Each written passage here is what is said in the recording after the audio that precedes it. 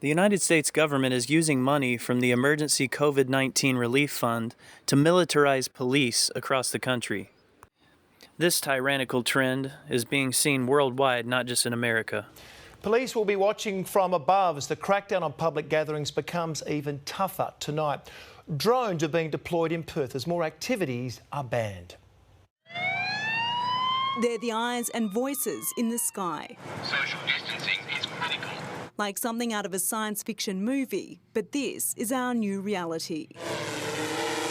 Police drones breaking up groups of more than two. These drones will be used at parks and other places where people congregate and people are not adhering to the social distancing rules. From midnight tonight, unless you're from the same household, only two people can be together in public, both indoors and outdoors. The drone fleet is another weapon to protect frontline police and us from exposure to COVID-19. Thank you. Your actions are saving lives. Outside the city, there'll be restrictions on regional travel from tomorrow night. And a warning, our state borders could be completely closed by this weekend. There is a clear message to any interstater thinking about coming to Western Australia. Don't come. We don't want you here.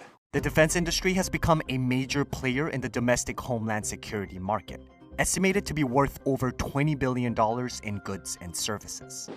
Flashbangs, tear gas, rubber bullets, helicopters, armored vehicles. Historically, going back to the 1960s and 70s, police had shields and riot truncheons and tear gas, but they didn't tend to drive armored vehicles down city streets. The militarization of police is a trend that's grown for decades. It first came into the limelight during the Ferguson protests in 2014. We had this outsized, I would characterize it as a hyper-exaggerated response on the part of the police who looked like soldiers. In America, every 40 hours, a black person is killed by police. And every 1 out of 1,000 black people can expect to die due to police violence. These are statistics that should unnerve us all. Did you know they had this kind of firepower? No, not at all. With military equipment and training on full display across the country, many are questioning its implications. How exactly is local law enforcement acquiring military equipment? And does the gear help keep communities safe? Since 2005, the defense industry has spent over $100 million in lobbying efforts annually, partially to secure their interest in the domestic homeland security market worth over $20 billion in goods and services.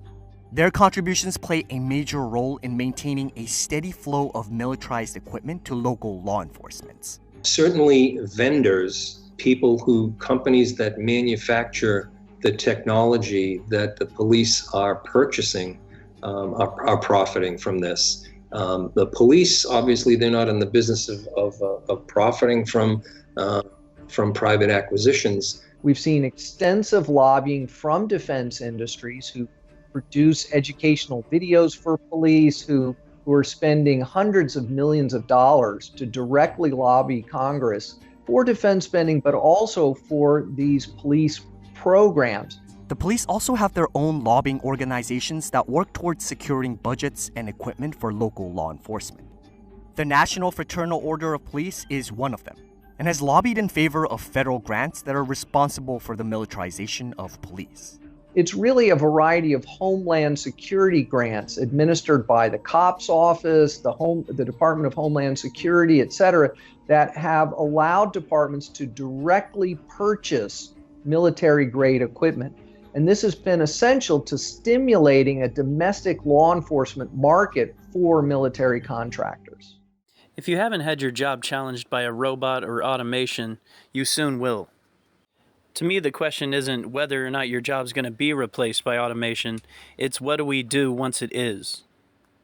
Currently, the man and all his ball swingers are the only ones benefiting from all this automation.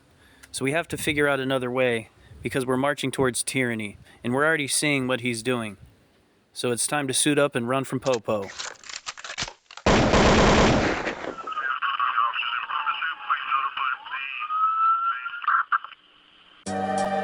Outlaws today face a strong adversary in law enforcement. Witness real crooks go up against real cops. Real thugs versus real officers. A challenge for the man, but an even bigger one for the regular citizen. you. I'm on the run from Popo, one time 5-0, ditch the vehicle, on foot in sandals, hop over fence, broke loose from tackle. This chase intense, they want me in shackles. Spotlight from Chopper, found in Opalaka. That don't phase me, tried to tase and shock your dog. Bent my speed like the canine that sniffed my weed. I'm a fugitive trying to stay free. Don't wanna